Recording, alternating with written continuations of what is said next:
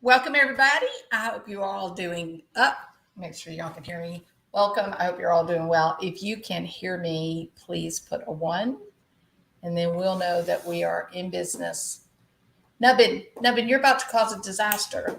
Nubbin. Sorry, my cat was about to turn over any manner of European porcelain. Would not have been good.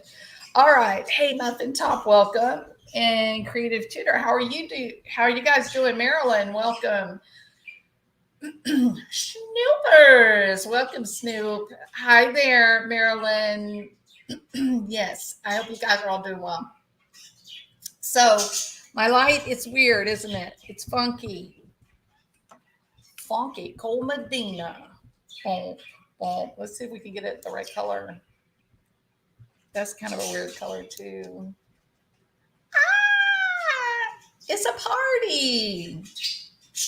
SATURDAY night. SATURDAY night. Saturday night. Okay, there we go. Is that better? No, it's still not right. Why is it doing this? I don't want to be red. There's blue. Okay, I can't get it right. Now I look sick. Well, I am sick, but weird, huh? Maybe I'll leave it change again. Maybe I'll be like the parrot that's up behind me. Please help me understand what I did to my light.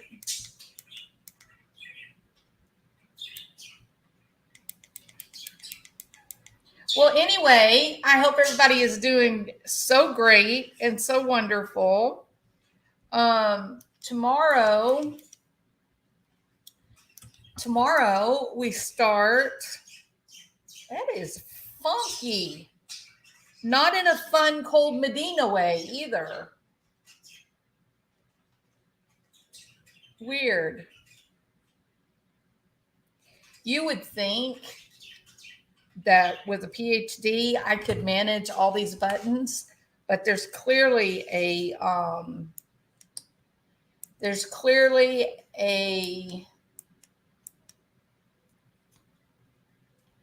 combination. It's a combination that I can't figure out. Why can't I get to my white light off? It's not resetting. Oh, well, okay. Maybe I just do look I kind of look like I have black eyes, don't I? Okay, well, this is me. Love me or hate me. This is the best I can do. Okay, everybody. Hi, Angelo. How are you doing? Okay, so we are currently now preparing for the penalty phase for Nicholas Cruz, and that will start tomorrow. Correct? Everybody remember? Are y'all gonna be a part of this thing? I will tell you that I will be with patients in the morning. So I will not be joining. I believe I'll be joining at 12 o'clock Texas time. I'll be joining at 12 o'clock. And I think the way that I want to do it, I think I'm going to start at the beginning of the day. Like those of you that are watching at home, y'all are probably going to watch. So but by the time I join, y'all will be like in the lunch hour. So of the court. So when I join at, when I get finished working and I join at 12 o'clock, I'm going to stream it on my channel. And it's going to be from the beginning of the day. On Tuesday and Thursday, however, I will not be able to do that. On Tuesday and Thursday, you guys are going to have to watch it. And then I think what we'll do is that I will do a night stream, which I don't very often do. I'll do a night stream, and then maybe we can have a discussion about it. I can watch clips of it and that kind of thing. Maybe we could get somebody to stream it on their channel for everybody, but you know, it might just be a good idea to just plan on watching it on Law and Crime, and then we'll have the discussion on Tuesdays and Thursdays. And so we'll be streaming on Monday, Wednesday, and Friday from 12 o'clock to the end of the day. Actually, that's not true, because Friday I have an exciting class that I'm going to be a part of.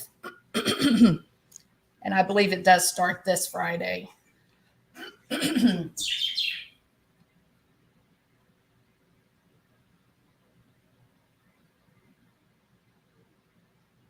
Okay. So I guess I'll just go ahead and tell y'all. I hadn't planned on telling y'all just yet, but might as well. So those of you that have known me for a long time, you've often heard me talk about my dad making fun of me about my education and the fact that I love to learn. I love to go to class. I love anything new, any type of new information. I just like to do it. And so one of the things that I've been doing that I have not been vocal about, one of the things that I've been doing is I have been learning to throw my own pottery. And I'm doing stoneware, which is high temperature firing. Well, some of the stuff is a cone 6, but some of it higher. And so now I'm about to start using the actual raw minerals to create patterns and whatnot. So I just, I don't really talk much about my real life, I guess. But anyway, so that starts on Friday, and I just found out that I was, I get to be a part of that. Sounds like a plane crashing.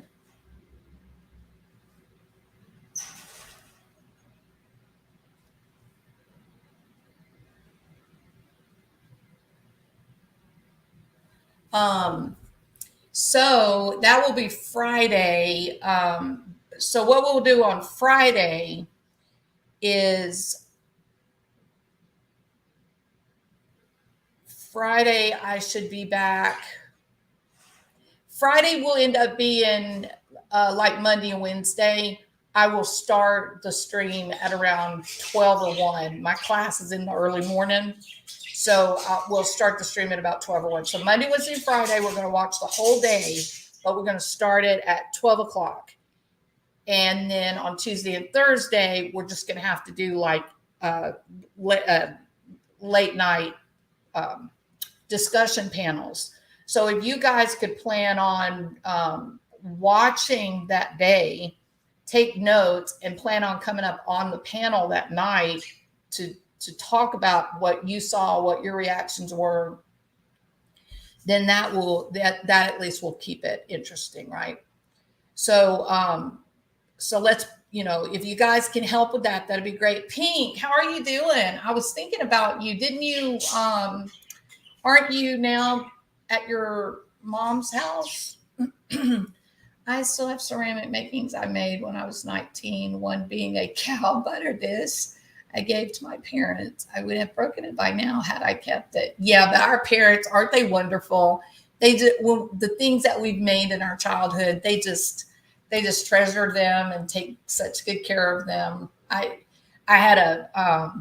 made a ceramic dish for my mom, I think when I was probably, you know what, Pink? That's weird. Maybe when I was about 19 or 20. I think I may have been actually like 21 or 22. And even right now today, Pink, it's sitting on my mom's table in her kitchen, on her breakfast table. And that's where she puts like her oranges or her lemons or whatever. So yeah, our parents are awesome, aren't they? Yeah, they're awesome. Are you exhausted? I know it's a big adjustment and it'll take a few weeks, really. Absolutely. But, it's a privilege to do what you're doing, to be able to help, but it's also a huge sacrifice. And so I have a great deal of respect for you. So it's good. It's really good. Hey, Scott, Southwest by West. How are you? All right, everybody. So I know I look like the devil. I do have to tell you, I am sick. So I sound yucky and I'm taking medication that makes me feel yucky, but I also am not really, I don't really like to just, lay around and do nothing. And so I'm kind of stuck. So here I am, right? Being an internet addict, I suppose. Hey, Kel, I have my daughter's mid-elementary ceramics in my office. She hates them. I love them. Absolutely. And you moms are amazing because y'all treasure those things and y'all keep them safe. And she will love them and appreciate you when she's, Pink's age and my age, and look back and be like, Mom, you're so sweet to keep up with this all your life. But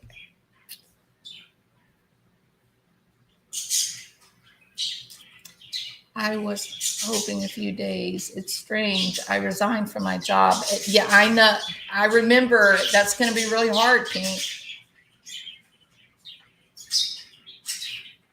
And your mom is home. That's right. That's right.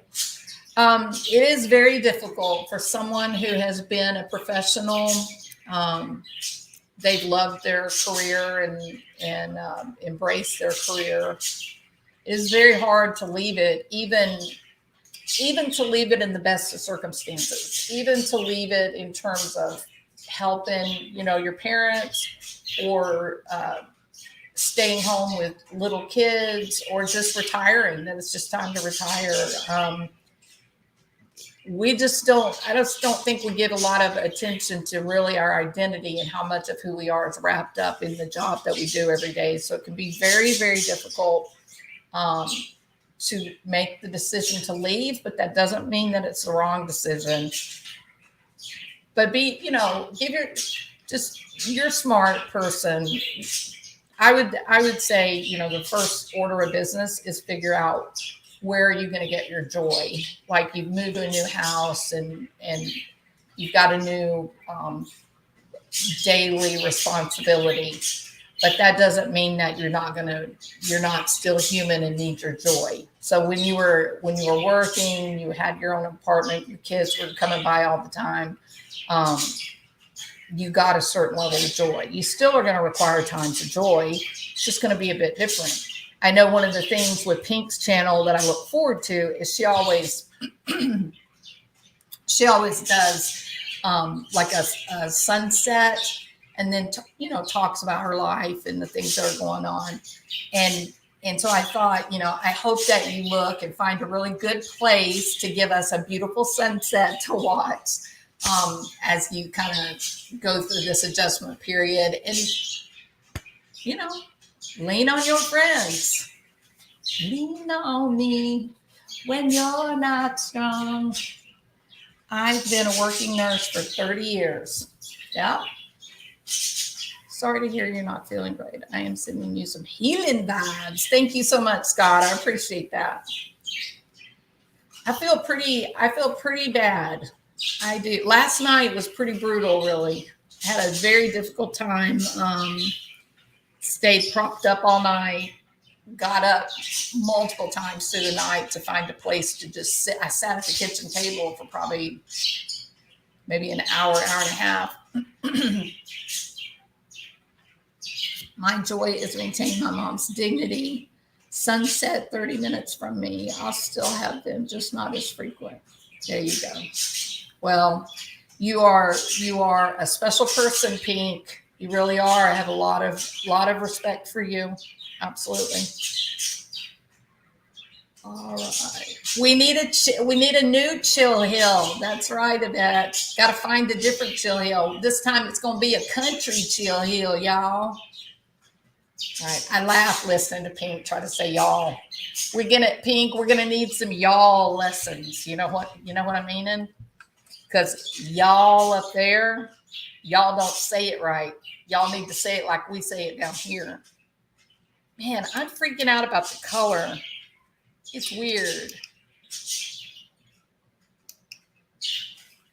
And I can't fix it. That's what I can't understand, why I can't fix it. I'm having a serious malfunction. It's bizarre. It's like one part of the light just quit working.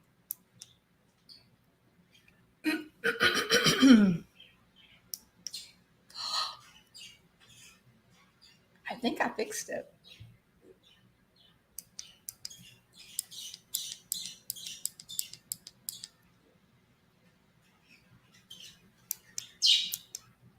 I did. Good. Now I look more normal. I still don't look normal, but I look a little bit better. Okay.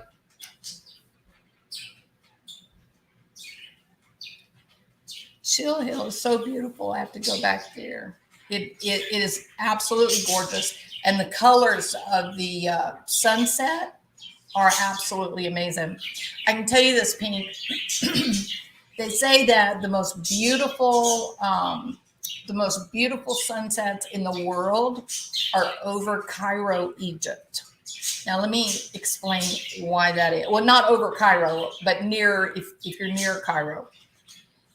Cairo is actually sitting down kind of inside of a bowl, right? There's this natural indentation in the geographical topography, and so and the Nile, or it's actually pronounced Nile. You're supposed to pronounce it Nile. The Nile runs through Misra. It's Egypt, and so the Nile goes. It goes right through the middle of Cairo, right? And the big city itself, the greater metropolitan area itself, is down in a natural bowl in terms of the land. So if you, like, we lived outside of Cairo, we lived in a place called New Cairo, in a beautiful subdivision called Katamea. Anyway, as you're leaving Cairo on the interstate, you go up on top, and then you're up on a mesa, right? And then you're flat with the rest of the desert around you. So Cairo's like down inside of this bowl. And obviously there's more cars there than there are people. And so the pollution is horrible. And that actually creates the most spectacular sunsets and sunrises of any other place in the world, because this is definitely one of those yin yang zen kind of things where the good exists with the bad, right? That the two exist in the same time and space, but layered. They just depends on what you want to look at, whether you're going to experience something as good or bad. And so because of the topography of the ground and the location of all these cars and people burning propane for heating and whatnot, or cooking, because it's all inside this bowl, you get this collection of pollution that hangs over the city, right? But then when sunrise up or down, then you get the sunlight that gets refracted through all of these chemicals and stuff that are hanging in the air. And you get the most magnificent, most beautiful colors that you can imagine. It's almost like this weird kind of man-made northern lights, but it's like pollution lights because it's really happening because of the pollution that's hanging in the air. So if you're out in the desert and you're watching the sunset, then it's gorgeous. It's beautiful. No sunrise or sunset prettier. It's spectacular. But if you're in Cairo, it's gross. It's nasty. So that's actually one of the reasons why we didn't live there very long, was because the air was so bad. It made you feel, bad. Yeah, we could get out some of the old pictures. I could upload them. Yeah, smog sets. That is a great word, Pink. I love it. Smog sets. Yeah. Like most of life, it's a balance of beautiful things mixed with sad. That's it. I mean, that's the experience of life. Bad things exist. Good things exist. They all exist on the same time and plane. And it's all about where your focus is. Like how are you focusing, and what direction are you giving attention? With confirmation bias, if you focus on the things that are good, then life feels like it's good. If you're focusing on the bad, life feels like it's bad. So, and that doesn't negate that the bad things are real. They are very real. Pink is excited and joyful to be able to make it possible for her mother to be home. She's making professional and personal sacrifices to be there with her mom, but the joy that she's focusing on, that is what is relevant, is the joy of being able to keep mom at home and to be able to help with dad and all that. So it's getting Nona. I agree, Scott. Yvette, that perfect example. So Yvette says, when we were having massive fires in San Diego, the sunset was so beautiful. That's exactly right. Choose happiness. I don't know how many times a day I say that, even, internally. It's my choice. I can choose happiness or frustration. Okay. There we go. Well, I'm glad you guys are all here. Like I said, I'm pretty yucky, so I apologize for the weird, scratchy sound of my voice. I hope we've got a few people in here. I would invite you, please, right now, could you hit a thumbs up? And also leave a comment below the video, because I am romancing the algorithm. Okay. I need your help. You guys are like my wingmen in this quest to make the YouTube algorithm fall in love with me. I'm trying so hard, but I can only make it happen if I have a good wingman. Okay. The bird. See, this is one of those moments I'm feeling stressed. I'm feeling a bit overwhelmed by the birds. You know what I mean? Okay. Now then, so please, if you are feeling kind and generous, I could use a thumbs up, and I could also use a comment below the video. It doesn't matter. You can post your grocery shopping list. You can tell me I'm the worst YouTuber on the planet. It doesn't matter what you say. The algorithm just wants to see that you're leaving comments. That's all the algorithm cares about. I think Piddlin' Bill is going to help me with the bird problem. He's going to. Take him out to the curb. Yeah, he said he'll take them out to the curb, kick them to the curb. They're so funny when you move their cage. They're like, wee, where are we going? All right. So I'm here today to talk about Kaylee Jones. And Kaylee Jones is a young lady, 16-year-old from Georgia. She went missing on June the 14th from Carrollton, Georgia. Thank you, Bill. I really appreciate that. Thank you so much.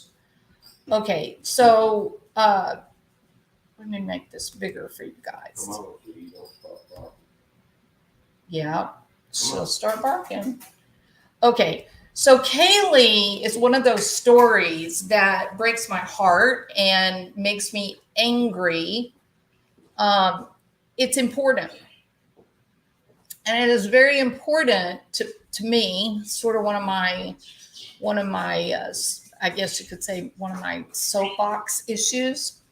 It's one of my soapbox issues that this internet beast that is driving our lives now, and it's a part of everything that we do.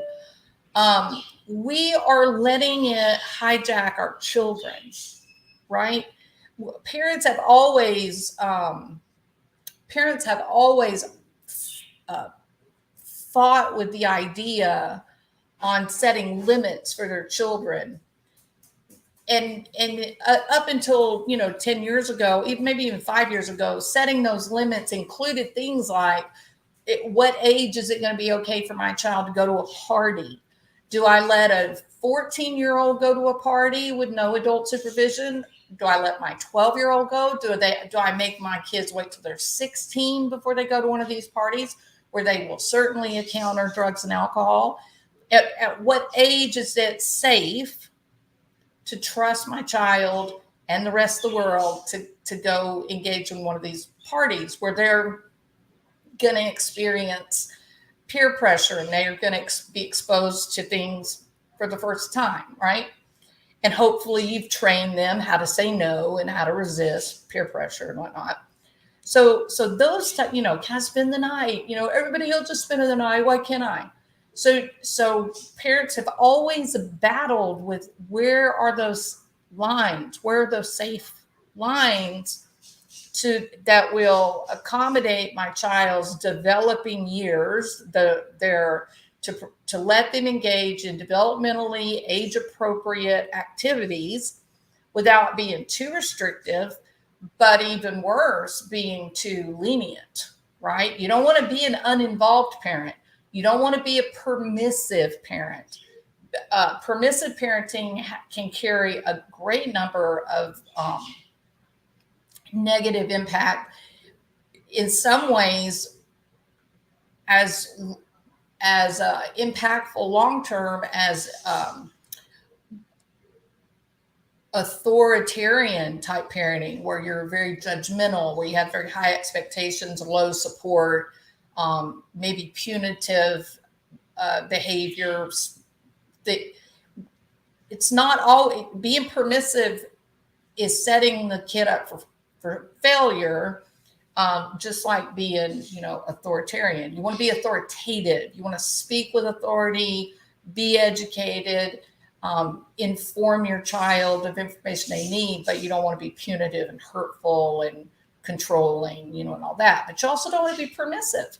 And so these are age-old problems that parents have dealt with. Each generation, it's looked a little bit different in terms of what do we allow. I mean, at this day and age, we've reached the point of, at what age is it okay to get a tattoo, right? It's all kinds of new rules each generation, but specifically my soapbox issue as a psychologist is the internet and the unfettered access to information and knowledge that even just a few generations ago, our kids were not even encountering until they were even in college. A sphere of influence, you have to think about it as sphere of influence being the theoretical limits or boundaries where a person, a child, can be directly impacted on. previous to the internet, before living in these large subdivision and rural, urban type settings, our sphere of influence was very small. Most people, back in the 30s, 40s, and 50s, most people were living down home on the farm, y'all. We were down home on the farm, and our sphere of influence was quite limited. It was very, very small. The people that were close to be able to exert influence were our parents, our immediate family, siblings, and parents. Maybe one or two teachers. I mean, the schools usually were teaching multiple grade levels in a single classroom, but even if it was a little bit later into the 50s and 60s, there would be a class for each age group, but still you had one teacher that was there all day long, and then maybe like a coach or something. So still just a few people at school, and then your church. And we know how devastating that has been for some people, that the church being provided automatic integrity and faith, this belief that a church is safe. Many people were, subjugated by their priests and their preachers. And so even that was, a bad experience sometimes. But as people moved into communities that were more urban, subdivisions got bigger, more people living in a smaller amount of place. I mean, when I grew up, we basically had one person living where they had access to, I think at one time it was like 21 acres. So if you were a family of 4, you probably lived on family land with at least 100 acres, which is how I grew up. The land that we have has been in our family since mid 1800s, mid to late 1800s. So we've had family land for a very, very long time. The people, my best friend, spent the day riding horses, the same thing with them, but they had like, just in the one plot that was there by our family land, they ended up having something like 1,800 acres. But they had tons of land spread all throughout Texas and Texas, Arkansas, Louisiana. So we were kids. We were country kids. I mean, we grew up on horses and the backs of cows, and we used to ride bulls, steers for fun, chasing chickens. Our swings were swings that were hung from the tops of oak trees. We were the real deal. So our sphere of influence was very small. It's quite limited. I only had 31 people graduated from my high school class. And we were one of the largest classes at that time. So I grew up, in a really limited, with a very limited and short field of influence. I didn't begin to get really influenced until I got to college and met more people. My daughter, on the other hand, she, when she was 12, 13, she was scuba diving in the Red Sea. One time, Bill and I were driving down the road. We had 3 little girls in the back of the truck with us. And it was a Christian, my daughter, Christian, a Muslim, and a little girl whose family was atheist. And the 3 girls and at the time, like I said, at that, they were like 9 or 10 years old. And they were having a discussion about God, how God, how does God affect their life and what's it like without God, but realizing that certain things were very similar to God, like the little atheist girl was talking about how they did a lot of meditation and listening to their internal voice and making choices that were good for the environment and the world they live in. And so, we're riding down the road in Egypt listening to this conversation. And I just looked at Bill, and he just looked at me and shook his head, and he said, "How did we get here?" I said, it's crazy to listen to these 3, 9, 10-year-old girls grappling with issues that people have fought world wars over, you know? So the field of the sphere of influence, as we've grown and our technology has expanded, the influence has become greater and greater. Now, parents that are very good parents and they're very concerned about their kids, they try to make good decisions about when to let the kid go to these parties or try a cigarette or whatever they're dealing with. They're ignoring the monster in the room, right? They're ignoring the beast under the bed. And that is unfettered access to the internet. I even think there's adults that need supervision on the internet. Sometimes I think there are people that could do very, very well by having Net Nanny on their computer and being held accountable to the rest of the people in the home. One of the social problems that has exploded that we don't often hear about is actually a problem with adults and the internet, and that is porn addiction. So porn addiction has been wreaking havoc with families and marriages in a way that is very difficult to manage, because it's hard to tell an adult, hey, you can't get on the internet. And yet the addiction to this powerful substance is strong enough that, maybe you're staying up all night once everybody's asleep, and then you go to work and you can't concentrate because you've been awake all night. So these are huge societal problems that are actually really happening. And people just they're not accepting the power that the internet has. They're not opening up their mind to what can actually be achieved through this social media interaction and connection. We're living in a very weird period of time. We're making friends with one another that are very real friendships. I mean, my connection to like Zelda and Pink and BBT, and I got to name everybody, Skating Nona, Hybrid Pisces. I mean, I'm not forgetting anybody. There's Critters. I mean, we could list people all day long, but the fact is that we get online and we form communities with each other. And these are real friendships that we're having. They're not traditional friendships, but they're very real. There's an emotional connection. We rely on each other. If we're upset or angry, we turn to one another. We try to act out and protect one another. And so it's a new form, a new level of human interaction that can be very powerful.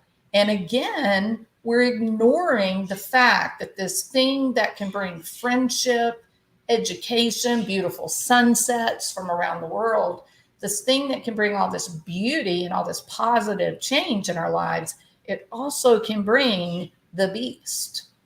Now, Kaylee Jones, who is a 16-year-old from Carrollton, Georgia, she has encountered the beast, and it came to her by way of the internet.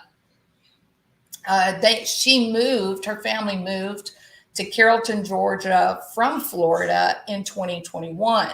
They've only been living in Georgia for 10 months, and she has now gone missing. Kaylee has not been seen since June the 14th. So we're looking at 1 month. This child has been gone. 1 month. Kaylee is adopted. They were from Brooksville, Florida. And it was in Florida that Kaylee was doing the horses. I guess that's another reason that I have this connection to the story about Kaylee. I could see myself in her, right? I mean, at her age, I was all about the horses. I wasn't doing dressage. I was doing Western, whether I was doing Western pleasure or I also had a show horse for composition and whatnot. We did cutting. I competed in barrels and poles. did Western pleasure competition. So my weekends were full. Even if it's just, there might be a show that was 8 hours away, and it would usually be me and my dad. And then I have this really great friend named Yvette.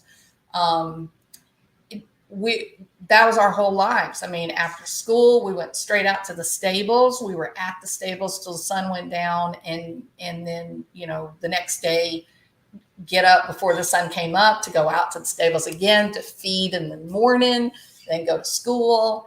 I did gymnastics, and then I was back out at the stables again for nighttime.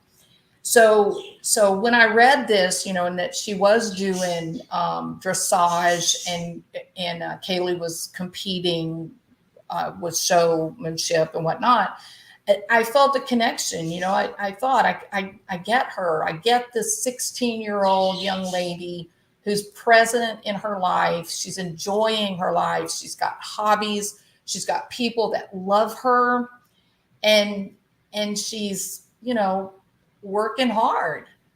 Now, there's another aspect to Kaylee, and that was that she is high functioning autism.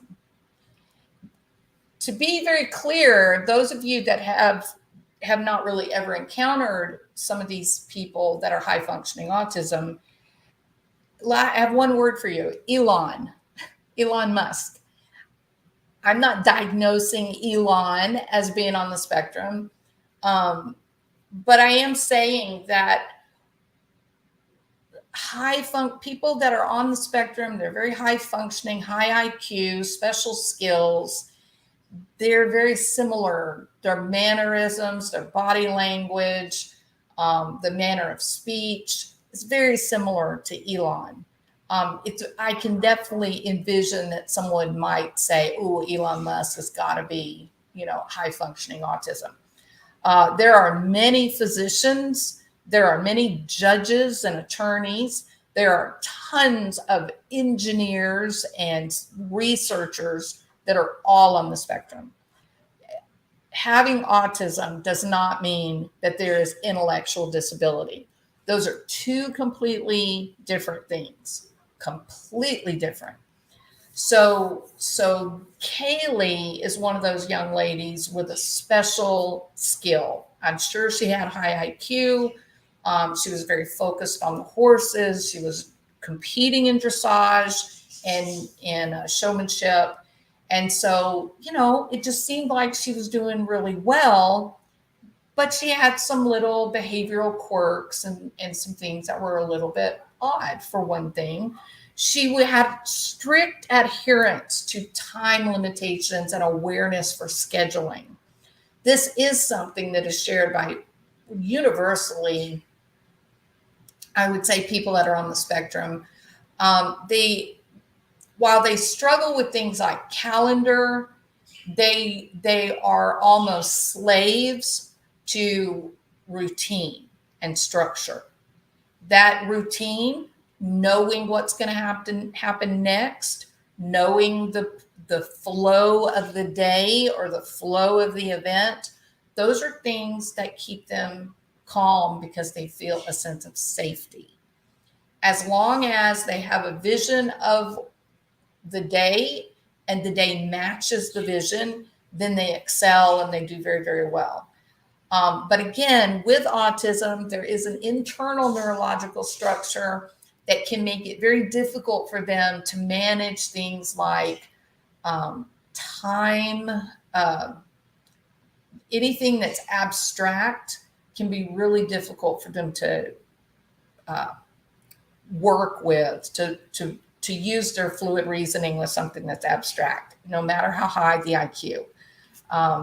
Once had a professor on the spectrum, but brilliant. He actually worked at the White House for many years. There was a student, a PhD student, that was crying. We all know what to do. We see somebody crying. First, we offer assistance. We check on them, see they're okay. And then maybe offer a tissue or you do something to try to, help out. And so he had social skills training and was even having that same type of therapy even in his he was 50 something years old and he was still going to therapy for social interaction and whatnot. And so she was crying. Of course, he didn't know what to say because he didn't manage the social environment very well. And so rather than offering her like a single piece of candy, he went to his desk, he got the whole bag out, put it down, right beside her and walked on. So, he got it. He knew what he was supposed to do, but it just came out very unusual, very awkward. So many people that are brilliant and they have the capacity to do research in a field that's technical and difficult, it's because they have an uncanny ability to hyper focus on one thing. So they develop a level of excellence that you and I couldn't do, being neurotypical people. So Kaylee was brilliant. She had all these features, and one of those was her preference for routine. She was not comfortable eating in front of other people. So much of her meals had to be done separate. She was a tomboy, but she loved art very much. And people that would encounter Kaylee, this is typical for high functioning autism, people that would encounter Kaylee, they would say, notice, oh, well, so she's shy. She's rather timid. Kaylee suffered from extreme anxiety, which is also typical for high functioning autism. And so speaking face to face with customers or people was very, very difficult. She did not want to engage with others outside of her family, outside of her comfort zone. So she was very often given jobs that she could avoid direct human interaction with people that she didn't know. Kaylee was homeschooled to accommodate her social anxiety, and she did attend a private academy there in Florida. When Kaylee did not show up to her work on June the 15th, however, there was a great deal of speculation. Kaylee's adopted parents told police that the teenager probably climbed out of the second level of their home after being groomed by online predators. Media outlets have reported the case has even solicited the assistance of U.S. Marshals and the FBI. Despite alleged involvement from both agencies, no press conference or announcement has been made by law enforcement that would indicate Kaylee is being trafficked.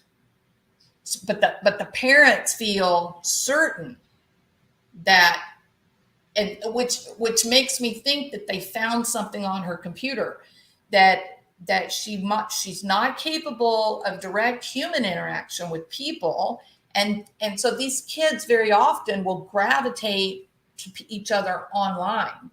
Many kids that are high functioning spectrum, they have very few friends in real life, but they have a very, very active and rich social presence. Being online, communicating with others is something that they enjoy very much. They like it. And so they form lots of friendships, online. So that would have left her open to the possibility of a pedophile or traffickers befriending her, grooming her, making friends with her, and then ultimately, cornering her and able to take her.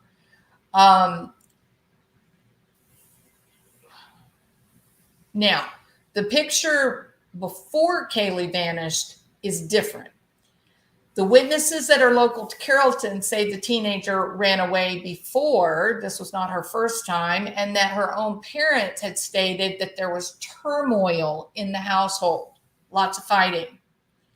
The extent of the turmoil has not been made public, so people are not really sure what it was, but there is a little disagreement that it's quite possible that Kaylee is a runaway. Kaylee's social media accounts and her behavior show a fairly normal teenager that is evolving into a young woman who is slowly learning her boundaries.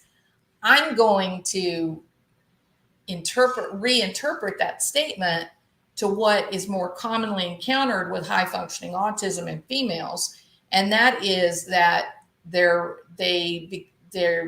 hit puberty, their bodies begin to develop, people begin to show attention to them, their beauty, and they don't know how to respond. They don't know how to set limits. They're not expecting. They don't know how to maneuver when they're being approached in a sexually provocative manner. And so very often these young ladies can end up being promiscuous. They often will end up pregnant and not able to tell you who the father was because they may not know. They may end up being badly bullied by the other girls in their grade because they are acting out in a sexual way, not because they are being seductive, but because they don't know how to set those limits for when they are being approached, when someone is trying to take advantage of them. If they've been exposed to a lot of television and social media that would show sexually suggestive behavior or provocative behavior, they may act out in a provocative manner, not because they're experiencing the physiological need for sex, but because they're mimicking what they've seen. So this can be such a dangerous to be allowed online unfettered, to be watching adult types of movies that have sexual behavior being acted out. For high functioning females, it can be very dangerous for the confusion that it can create, and that it can leave the young ladies open to grooming by predators. So we have to be really careful when you've got a journalist who writes this sentence. If you've got parents that are saying she is on the spectrum, these parents are not going to go out and make a statement like that knowing that their child has been in special education. There are doctors that know the child's diagnosis. They're not going to haphazardly just lie and say, oh, well, she's on the spectrum. I would be willing to say I'm going to go with the parents on this. And there could be a lot of arguing and fighting in the home. I'm not saying that that's not true. But the journalist writes, Kaylee's social media accounts and behavior show a fairly normal teenager that is evolving into a young woman who is slow to learn her boundaries. What does that say? What is the suggestion there? And I'm not willing to accept that you've got a 14, 15, 16-year-old girl who's experiencing a high level of sexual need and is, on the prowl. I don't believe that. Knowing what I know about human beings, that's not what happens. It's much more likely that you have a young woman on the spectrum, like her parents said, who has become the target of men or boys who are being sexually forward, and she's simply responding in a way that she's seen on movies or whatnot, right? A task, let's see, slowly learning her boundaries, a task likely more challenging coming from an adoptive home. That has nothing to do with an adoptive home. That's just an absurd statement. It's just ridiculous. Parents that adopt, the children of adopted parents, there's no concern about whether they're adopted or not. We love our kids.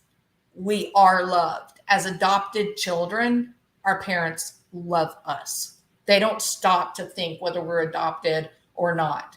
They love us. We were chosen. If you're an adopted kid, you were a chosen kid. You weren't stuck with a parent saying, oops, I'm pregnant. No, somebody came in search of you. They wanted you and they worked hard to get you. So they love you. It's wrong to say, oh, coming from an adoptive home is going to make it harder to learn boundaries. That is absolutely not true. Losing her core identity, even her name, again, more likely to be the function of this problem of autism and being exposed to abstract topics that you're not equipped to really manage or understand. Now then, there's been a reward for information leading to Kaylee Jones. It's been offered by her parents, not her adopted parents, her real life parents. And at this time, the reward stands at $5,000. Adding confusion to the reward and narrative, the family recently blasted social media sleuths trying to help bring their daughter home as questions were alleged to be harassment. Colorful PI guy. That's all I have to say. Some people that do this online sleuthing, they go for the salacious rather than considering the goal of what they're trying to do. Alleged family also cut short a search from a team that was trying to help. The team wanted to ensure Kaylee wasn't on several acres of land that surrounded her home. Kaylee has ties to Florida. Finding people who were close to her in other ways has proven to be challenging. Jones also has biological ties to family in the Chicago area. Anyone with information should contact Detective Courtney Short at Carroll County Sheriff's Office. And then the detective's number is 770-830-5916. Beautiful, beautiful little girl. And the journalist that wrote this article really, I got nerdy at it. I got really frustrated with you about the whole adoptive thing and parents, thinking that they were being harassed. We've seen colorful PI guy in action. We've seen the way people have begun to talk about Dylan Rounds.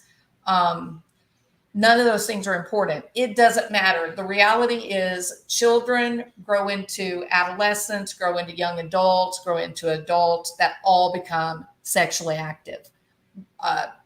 Sexual interest is a part of growing up and being an adult. And it doesn't make her at 16, it doesn't make her culpable for the fact that she may have been kidnapped or trafficked. It doesn't make her culpable.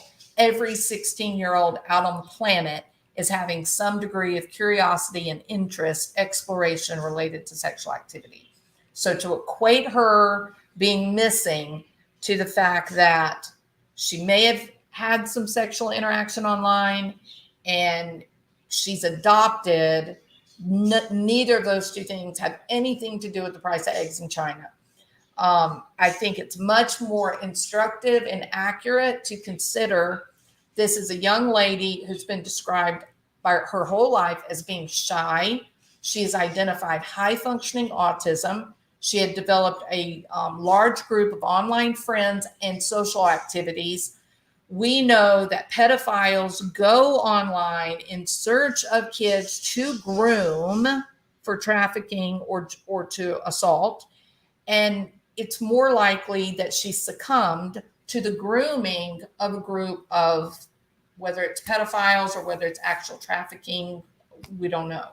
And frankly, I think it's wrong. You got a missing 16-year-old. It's crazy to say, she's having trouble setting her boundaries, meaning she's promiscuous. Well, nobody gives a damn about Suzanne Morphew being sexually active. It's a natural part of life. And at 16, it's there. If you say it's not, you are being disingenuous. Now, look at this young lady. Does this look like a little girl, young woman, 14, 15, 16 years old? Does this look like a young lady that someone, a pedophile or someone who's trafficking in young women for prostitution, does this look like a girl that could be targeted? Let's be honest. Absolutely. 100% hands down.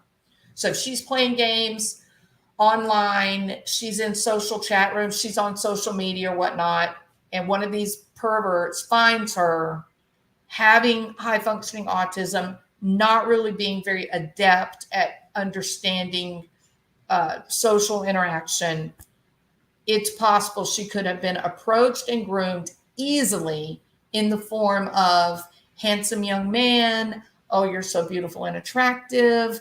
I love you like I've never loved another person. Let's run away together. and she could have easily been lured from her home and at that point then taken into captivity. All right. So she's so pretty. She's so pretty. Kaylee Grace Jones. Her original birth name is Jillian Page Temple, which is beautiful. Date of birth, 8/24/2005, weighing 135 pounds. Let's face it, she's 5'8", 135 pounds, 16 years old. She is exactly exactly the type of girl that a trafficker would target. Exactly. She's beautiful. It's horrifying that this focus on adoptive parents and having trouble setting limits, boundaries. No, that's not what happened to her. She, I believe, in my opinion, she may have encountered a monster who manipulated her and now has her and making money from her. Kaylee was last seen around 11 p.m. at her family's home on June the 14th. She may be carrying a blue book bag that has a horse on it, and the horse with the word Maisie or Kaylee on the front. I'm going to guess Maisie's probably the name of her horse, which is weird because I have a dog named Maisie. Kaylee is on the autism spectrum, has been without her medication. She needs urgent medical care. Her family suspects she may have been groomed by a stranger that she met online. She does not have her cell phone with her or any other electronic device. It's terrible. It's terrible.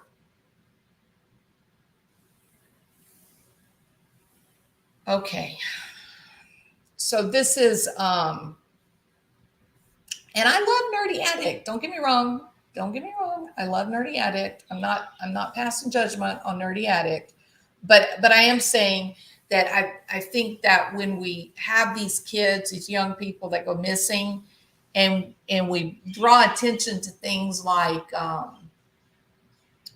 that they're acting out, drinking or using drugs or having trouble setting boundaries, being promiscuous, we do those kids a terrible disservice.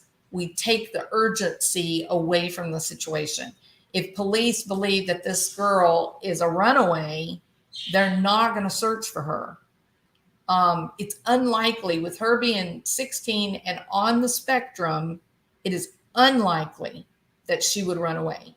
That would be so outside of expected behavior for a kid with high functioning autism. Remember, the thing that makes them safe is their routine. That's what makes them safe. So you're going to tell me a kid with high functioning autism is going to say, oh, okay, I'm going to run away from my home. That's what I'm going to do. I'll be okay out there. No, that goes against everything we know about people with high functioning autism. They gravitate towards what is known. They gravitate towards routine and structure. These kids won't even eat a different soup than what they're used to having. The food brands stay the same. Very often they'll have a preferred plate or preferred bowl that they eat from. They have very specific clothes that they want to wear to the neglect of other clothes. No. It would be a complete departure from the expected behavior of somebody with high functioning autism to run away. No, I believe, like the parents believe, I think she is a target of grooming. That's what I think. I was tricked. All right, so there she is. I'll put a link to this missing poster and everything in my channel. She's tall, 5'8", very tall. And here is the phone number of the detective. Where did it go? There it is. There's the phone number of the detective that's working the case. Courtney Short is her name, Detective Short. And her phone number is 770-830-5916. And Courtney, Kaylee has connections to Georgia and Florida. All right. So that is my video for today. I appreciate all of you so much. Remember, there you go. Okay. Oh my God, my head hurts so bad.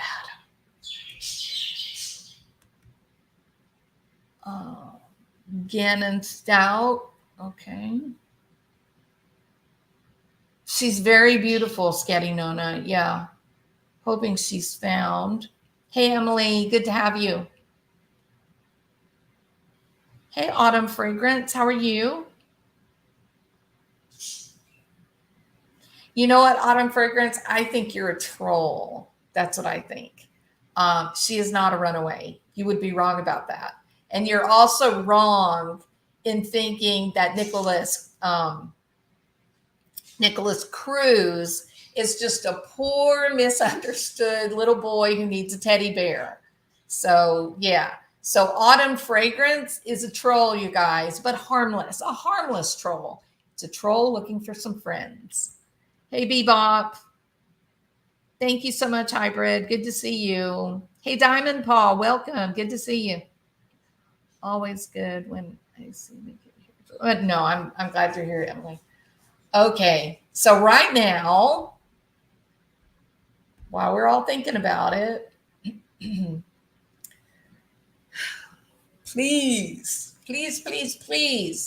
go down, hit the subscribe button or the unsubscribe, and then wait to the count of 5, and then hit subscribe again, and then go over and hit the bell that says all notifications. If you do not click all notifications, then you don't get any notifications, I have come to learn.